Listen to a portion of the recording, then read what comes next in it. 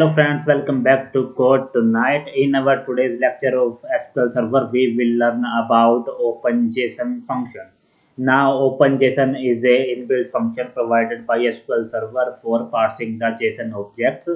Okay, so what we have here is we have one JSON variable here, and this is of type and varchar max, and here we have passed some random JSON string over here. Now, suppose you want to deserialize the JSON and use in the SQL query, then how do you do that?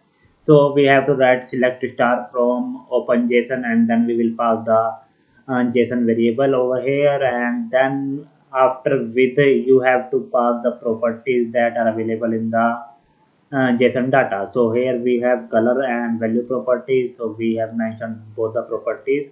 Now the properties that you will write here will be available in the star statement, or you can say those will be back in the result set. So we will select this, and you can see it have deselect the data, and you can see the two columns are color and value, which we have mentioned here. Okay, so these two are the properties. Now you can reduce or extend those as per your needs. So this is how you will get the data from JSON object using OpenJSON. Okay, so that is where we have used OpenJSON in SQL Server. Now suppose we have some nested JSON object. In that case, how we will deal, we will see. Okay, so I have another variable here and another random data. So here we are using the nested data. You can see we have used multiple level of objects.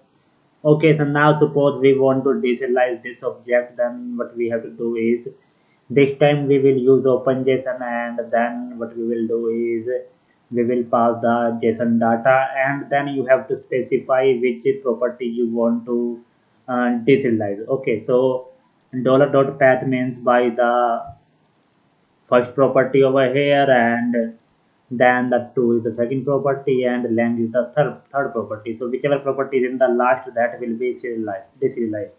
Okay, so if you select that and just run, then you will see we have got two values here, and this is the same value that we have got in this object. So this is how you can deserialize nested object in OpenJSON, and this is why OpenJSON is used for parsing the JSON objects in SQL Server. So thanks for watching guys, and if you have any issue about this, then you can comment on the video. So thanks for watching.